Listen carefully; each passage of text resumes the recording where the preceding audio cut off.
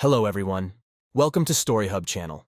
Discover real stories of wife betrayals, shocking twists and turns and their secrets. Hit the subscribe button and get to our story. Hey, I'm Tom, though around here, most folks just call me boss.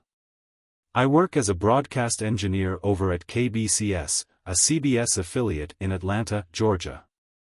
I've got a pretty solid background, having earned a graduate degree from MIT in electrical engineering and computer science, along with another one in broadcast technologies.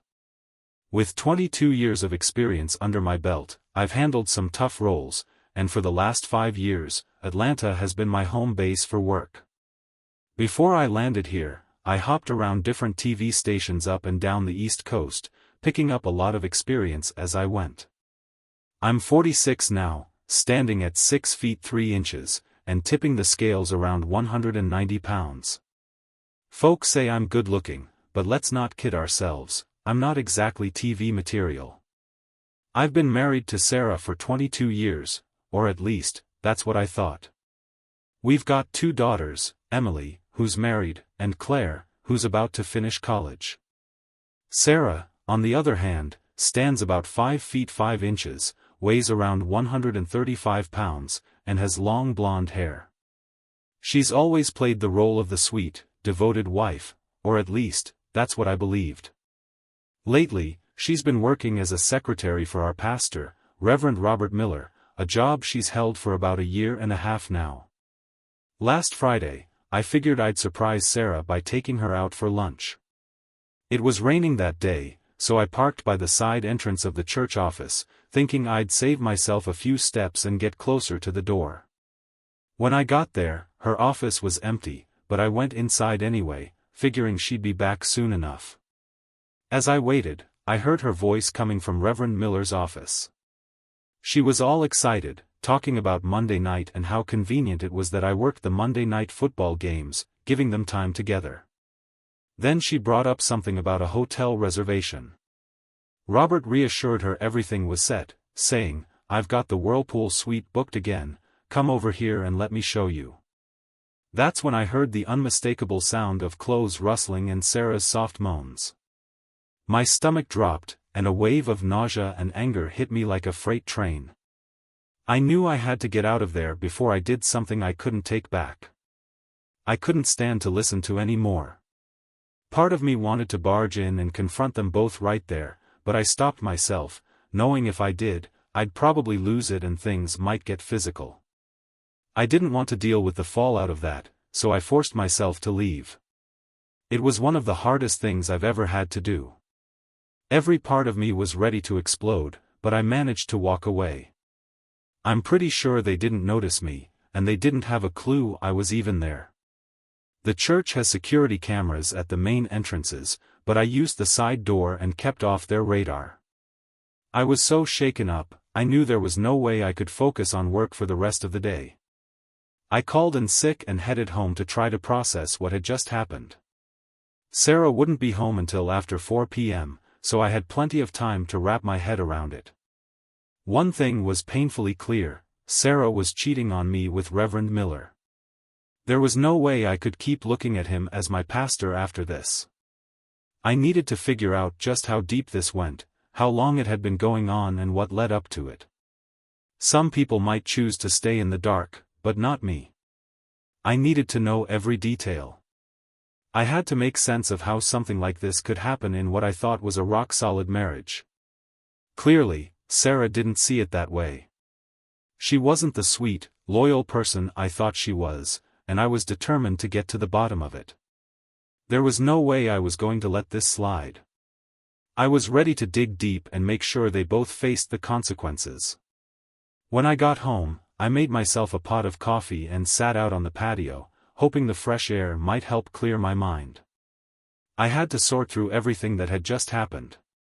I won't lie, I ended up shedding a few tears that afternoon. I know Sarah isn't my property, and I don't own her body, but the thought of her being with another man, especially after she promised herself to me on our wedding day, cut me to the core. Some people might not put much stock in those vows, but I did, and I thought she did too. Moments like this really make you question everything: your values, your beliefs, and whether you were just naive for trusting in love and loyalty. What hurt the most wasn't just the physical betrayal, it was the destruction of trust. It felt like finding out that the one person who was supposed to stand by your side was the one stabbing you in the back.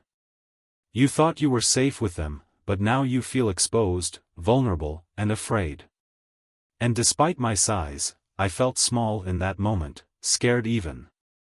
A cheating spouse has a way of getting into your head and messing with everything you thought you knew. As I sat there, trying to keep my emotions in check, I started piecing things together. There were moments in the past that had raised questions, but I brushed them aside because I trusted Sarah. Little things that I didn't think twice about before now felt like a heavy weight in my chest. How could I have missed it all? It came down to trust that was now completely shattered. I needed real answers. I had to know why this had happened, how long it had been going on, where they met up, and if anyone else was involved. That trust was broken, and I was determined to find out every last detail. By 3 p.m., I knew I couldn't face Sarah just yet. I didn't trust myself to keep my emotions in check, so I decided it was best to leave the house before she got back. I drove into town, swung by the station to grab a few things for the next few days, and asked my boss for some time off, telling him I had personal issues to deal with.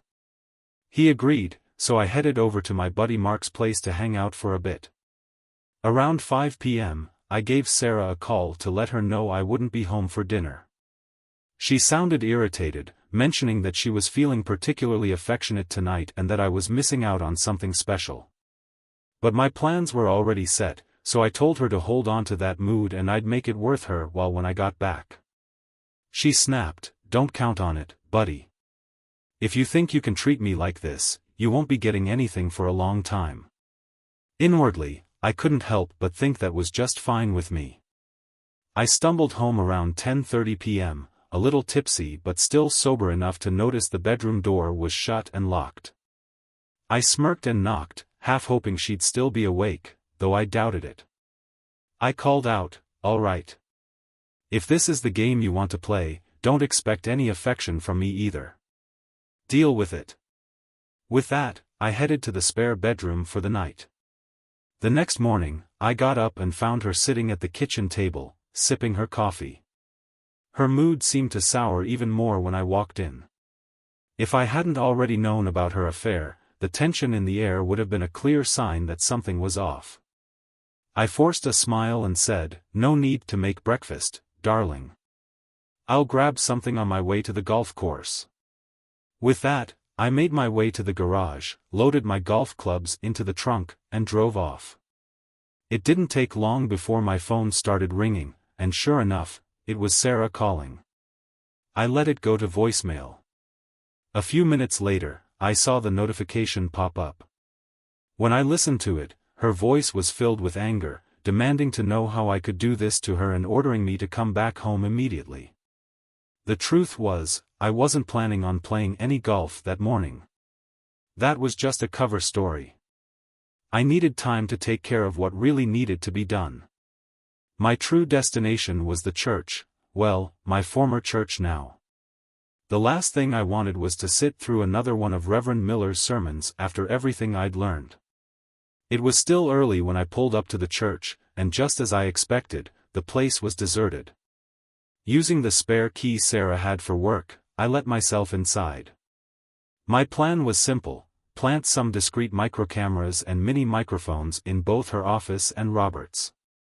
Setting everything up didn't take too long. I hid the transmitter behind some dusty hymnals in the supply closet across the hall.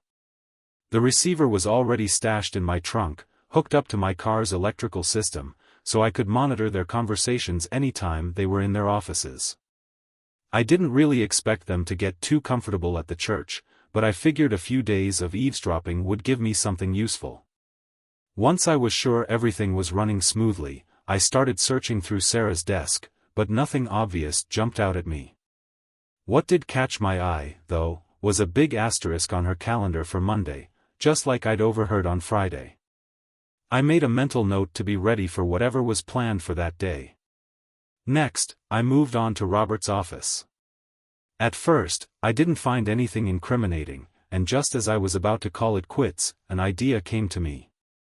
It felt almost ironic given where I was, but I decided to check the filing cabinets for any church expense receipts. Sure enough, I found a file with several receipts from a hotel in Roswell. Some dated back as far as late 2019, and a few were from the spring of 2020. I knew I was pressing my luck by staying any longer, so I quickly made copies of the receipts and put everything back where I found it. My next stop was the golf course. I parked in my usual spot and headed to the clubhouse bar, making sure a few people noticed me. I grabbed a table in the back, ordered a Sprite, and spent the next couple of hours going over the receipts. The two from late 2019 were both for Mondays, and the ones from the spring of 2020 matched up with dates when I was out of town at conferences in New York for CBS. What infuriated me most was the fact that Robert had the nerve to charge those hotel rooms to the church, passing them off as conference room rentals. He was using church funds to pay for his affair with my wife, and I had unknowingly footed the bill while donating to the church. That ended right then and there, no more money from me. Their day of reckoning was coming, and I just needed a little more evidence to make sure their downfall was complete. I was certain this affair had been going on for nearly a year, maybe longer, which lined up with the uneasy feelings I'd had for quite a while. My gut was telling me Robert had been seeing her even before she started working for him. Sarah had a good job as a receptionist at Telfer Corporation, but she jumped at the chance to work at the church. It's so close to home, and I'll be working for the church. What could be better, she'd said. Plus, the pay is almost the same as what I was making at Telfer. How can I pass this up? On the surface, it sounded perfect, closer to home, a job at the church, and almost the same salary. But now, it was clear she was more interested in the perks that came with it. I couldn't believe how blind I'd been. It made me furious, but it also made me sick to my stomach to think that the woman I loved could betray me like this. I was determined to make them both pay for it. Deciding it was time to dig a little deeper, I headed back to my car and hooked up my iPod to the receiver frequency. After scrolling through a few minutes of data, I caught Robert entering his office. He picked up the phone and started talking. I kicked myself for not bugging his phone, but I had to settle for hearing his side of the conversation. Yes, Sarah, I'm at the church. I came right after you called. Why don't you tell me what's bothering you? I heard him say. Has he ever acted like this before? I see. What do you think set him off? Then he asked, do you think he's suspicious of anything, Sarah? And finally, with a laugh, all right, well, you can get back at him on Monday night. Just as I was about to shut down the transmission, I caught Robert mumbling something under his breath, barely audible, but I managed to make it out. I made sure to save that snippet, knowing it might come in handy later. After shutting everything down, I drove back home. The air had a bit of a chill to it, so I decided to mow the lawn and tackle some chores in the basement to keep myself busy and distracted. When I finally walked into the house, the tension hit me like a wall, but Sarah barely acknowledged me. During dinner, I kept my distance, letting the silence hang between us while she kept glancing at me, clearly waiting for me to break it. Eventually, she couldn't take it anymore and asked what was going on with me, why I was acting so different.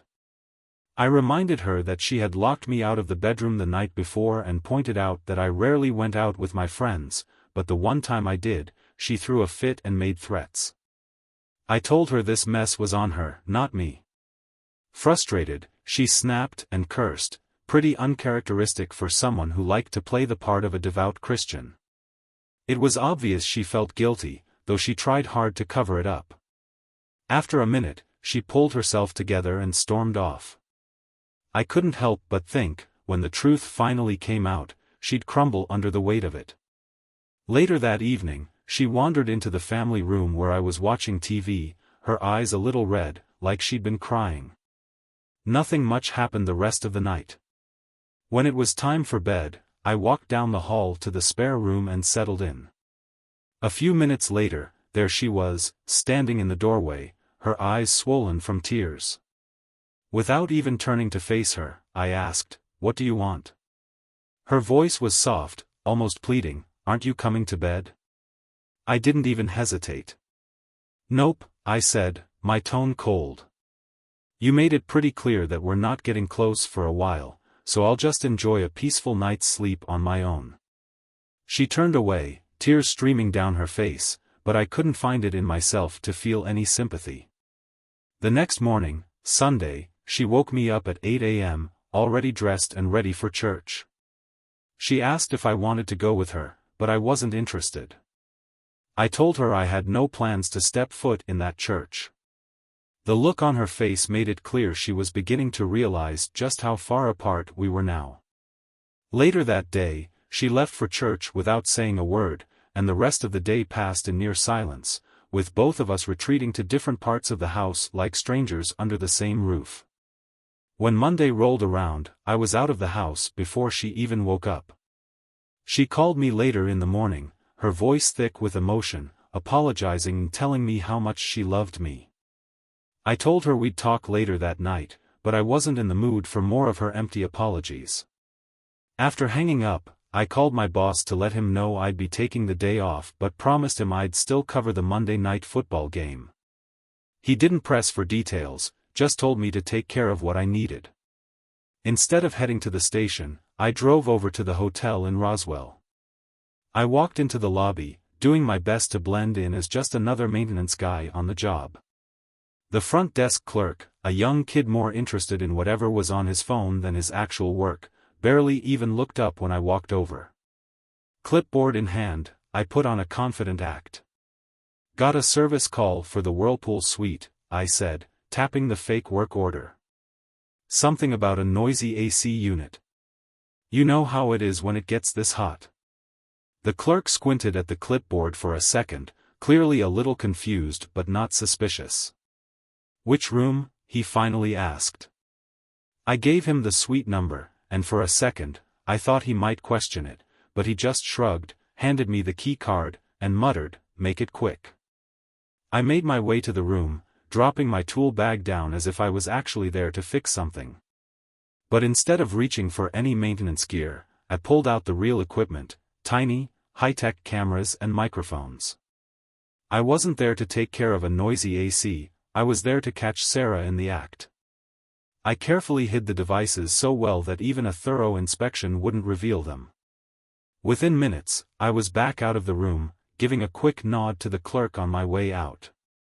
"All set, no more AC issues," I told him, but he barely looked up from his phone. I walked out of there feeling like I'd just pulled off a perfect spy mission. The kid had no idea what was really going down. With a few hours to burn, I figured it was time to take care of some other important business. I headed over to the bank and withdrew half of the money from our checking and savings accounts, converting the cash into cashier's checks. Then I canceled our joint credit cards. My next move was to call my broker and set up a meeting to adjust our investment accounts. After that, I got in touch with my attorney to discuss the divorce and other legal steps, scheduling an appointment for later that afternoon. I drove to Planter National Bank over in Marietta and opened new accounts in just my name, depositing the cashier's checks there.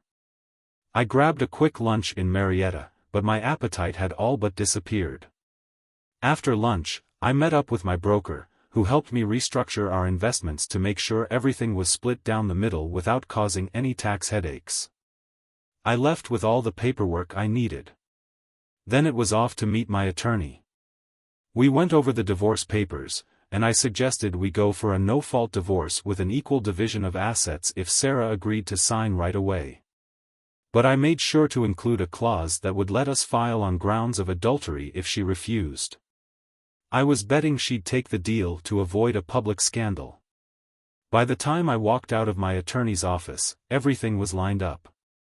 All that was left was to grab dinner and head to the station for the Monday night football broadcast. As I drove, I checked my phone and saw several messages from Sarah. She was frantic, begging me to come home before the game, telling me she still loved me and that seeing me this way was breaking her heart. I couldn't help but wonder how I had been so blind, so naive, to trust her all these years. But despite her words, I knew exactly what she was planning. Her actions tonight would tell me everything I needed to know about where our marriage stood.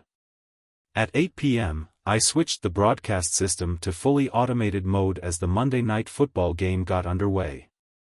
I set up the system to monitor the feed from the motel room.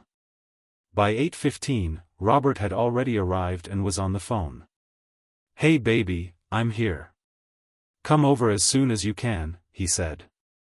On the other end, I heard Sarah's voice reply, "Okay honey, I'll be there in a few minutes." After he hung up, I caught him mumbling something under his breath, but I'd have to replay it later to catch every word.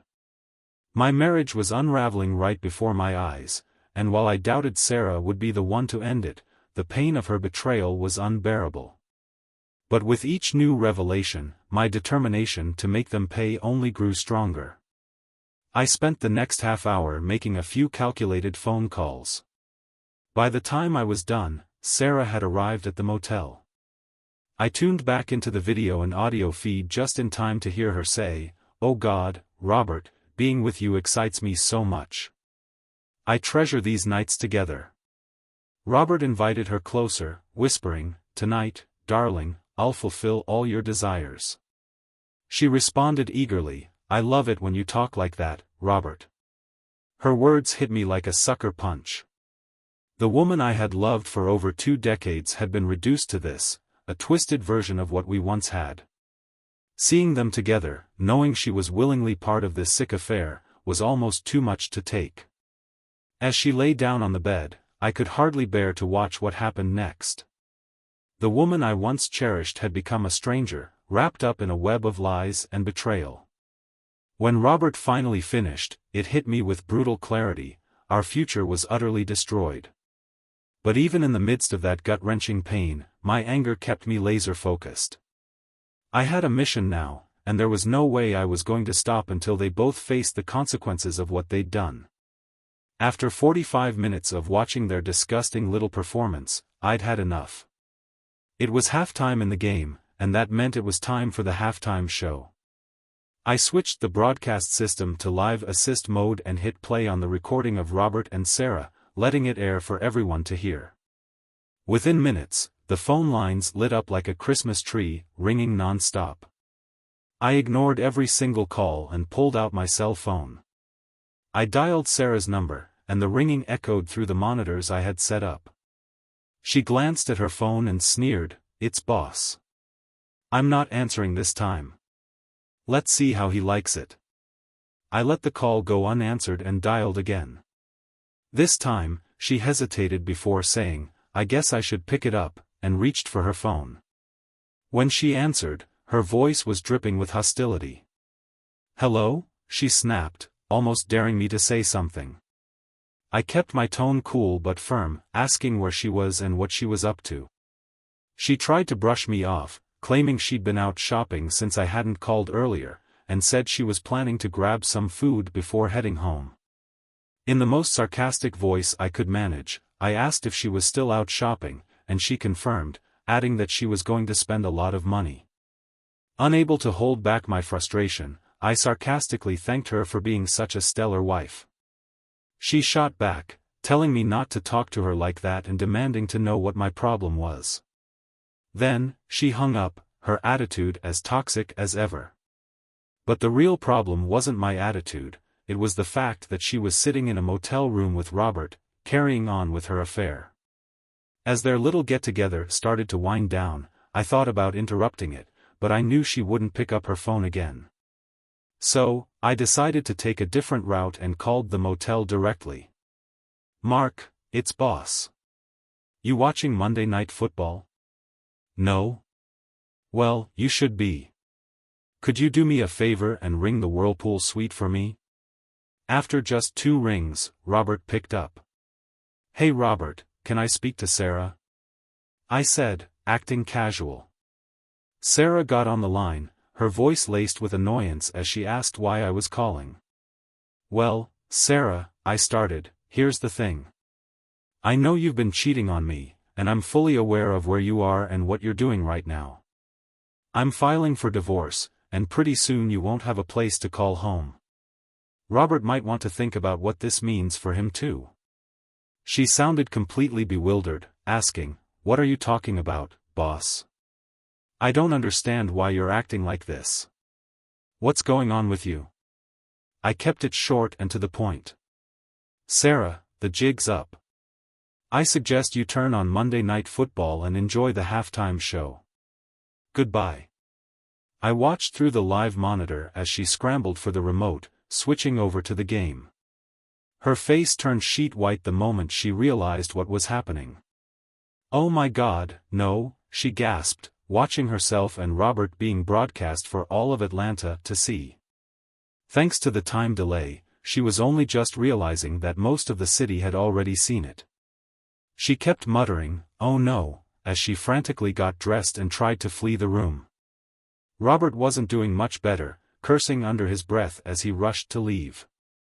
"I'm gonna kill that son of a, I'll kill him," he muttered, not realizing his threats were being recorded too. Once they bolted out of the room, I shut off the monitors and let the video stream run for another minute before switching off the live assist mode, returning the system to full automation. I gathered the tape, left the broadcast booth, and had a feeling it might be my last time there. I grabbed a few personal items from my desk and walked out. That night, I crashed at Mark's place, and sure enough, my little halftime show was all anyone at the bar could talk about. After the game, I grabbed a cab home.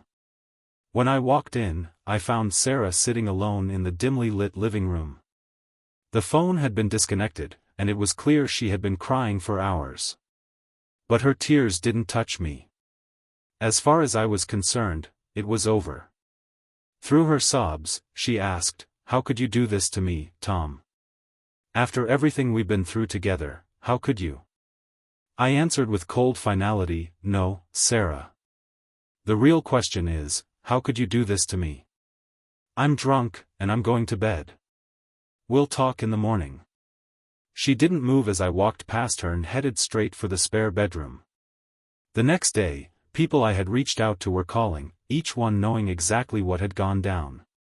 Some were upset about how graphic the broadcast had been, while others, like Sarah's parents, were horrified that I'd exposed her like that so publicly. Most folks, though, seemed to understand my side, even if they didn't entirely agree with how I went about it. Sarah stayed on the couch, crying through the morning. I picked up the phone again and set it back on the hook, then went to make coffee.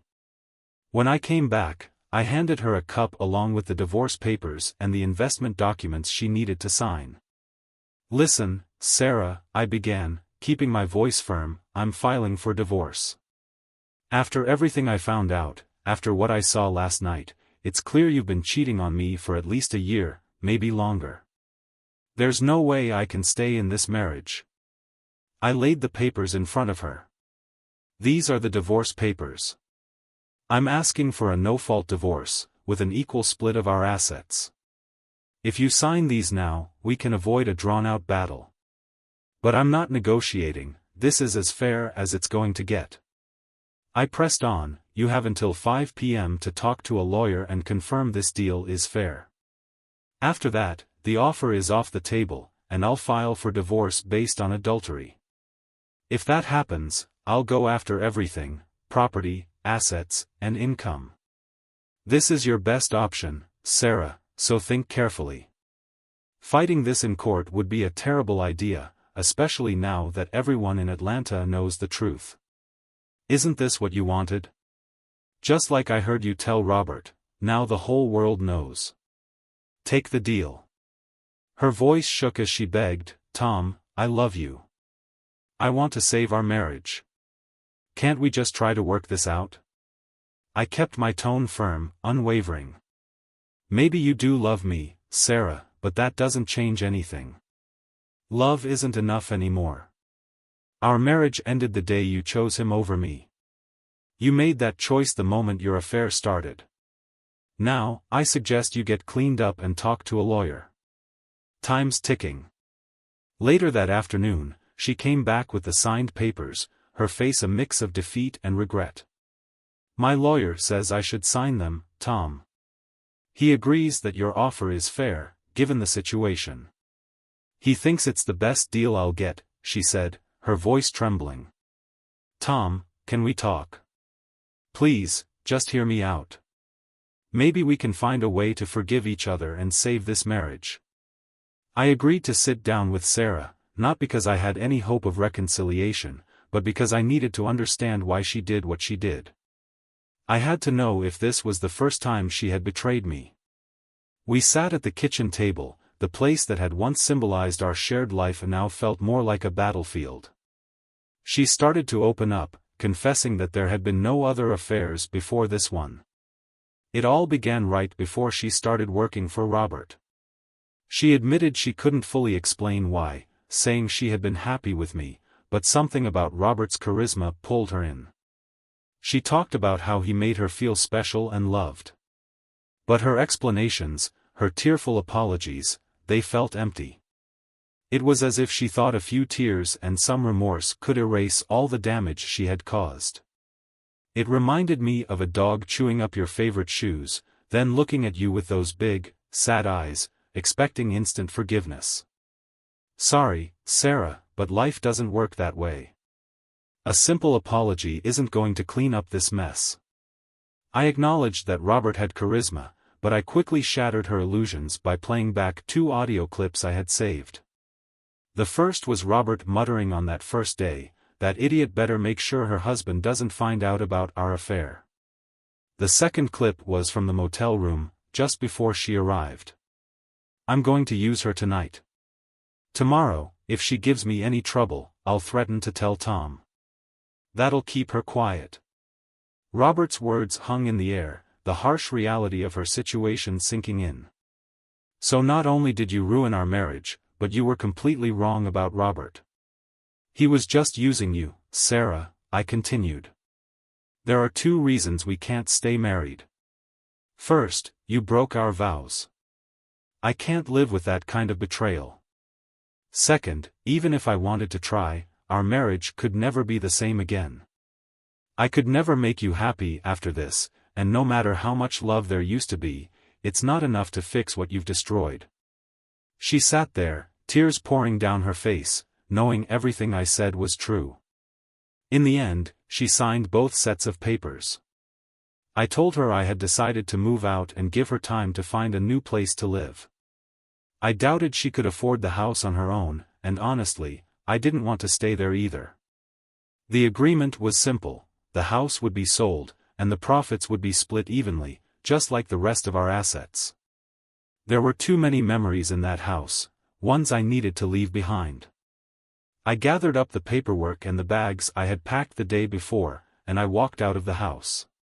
My first stop was at my broker's office to drop off the documents. Then, I checked into a hotel for the night. The next morning, I met with my attorney to finalize the divorce papers. He assured me they would be filed with the Superior Court that same day. We also talked about my situation with the radio station and the FCC. My attorney explained that the FCC had the authority to issue civil fines, revoke broadcasting licenses, or deny renewal applications. In federal court, those found guilty of violating these regulations could face criminal fines and up to 2 years in prison. Given my circumstances, he believed jail time was unlikely, but hefty fines and the end of my broadcasting career were almost guaranteed. I'd have to start thinking about a new line of work. In just a few days, the weight of my actions came crashing down on me. I was hit with legal notices from the FCC, and I had to prepare for several court appearances to defend myself. The fine they slapped on me was almost a year's worth of salary, wiping out my savings completely. Worse yet, my broadcasting license was revoked, and I was barred from working in the industry for the next 2 years. But there was a small glimmer of hope. My attorney, who had watched that Monday Night Football broadcast, showed me an unexpected amount of compassion. Even though what I did was illegal, he offered me a job with responsibilities that stayed within the FCC's guidelines. I later found out he had been through his own nasty divorce recently, dealing with a manipulative ex-wife, which likely softened his view of my situation. For that, I was grateful. Samuel confronted me once at Mark's place. He came in looking like he was ready to swing, but I grabbed his arm tight. "Listen, Robert, I don't ever want to hear from you again, got it?" I said firmly. He muttered, "Fine by me." But I wasn't done. "Robert, I've got an audio recording of you making threats against me. If I hand it over to the police, I could easily get a restraining order, maybe even press assault charges. With the evidence I have, you could wind up in jail. Is that what you want?" He shook his head, defeated. "Good. Then this is the last time we'll ever speak." Robert isn't a pastor anymore. He lost his position at the church, his denomination revoked his license, and his ordination was stripped away. Last I heard, he was working at a local travel agency. His wife divorced him on grounds of adultery and walked away with a hefty settlement. As for me, I'm moving on with my life. It's not perfect, but I'm finding my way to happiness. I've dated a few women over the last several months, but nothing serious yet. When the right woman comes along, I'll be ready to settle down again. I know it's just a matter of time, and I'm willing to put in the effort to find the right person for me. I still see Sarah from time to time. We were both at Claire's college graduation and Emily's baby's baptism. I kept things polite but distant, making it clear there was no chance of rekindling anything between us. It's obvious she's not happy. She's torn up over our breakup and regrets what she did, but regret doesn't erase betrayal. The fact is, she broke our marriage, and no amount of tears can undo that. Maybe if I were a different man, I could have found it in me to forgive her, but I'm not built that way. My values are solid, and I won't compromise them. She'll have to live with the knowledge that she traded our life together for a fleeting affair with Robert. I was just an ordinary guy who loved her deeply, and she threw it all away. She let go of me, and in doing so, she lost her dignity. Everyone who saw that infamous halftime show during Monday Night Football knows what she did. The rumors say she gets plenty of date offers, but to her credit, she's turned them all down. It's not much of a life, but it's one she chose. I didn't do this to her, she did it to herself. Thanks for tuning in. Don't forget to follow for more content. See you next time.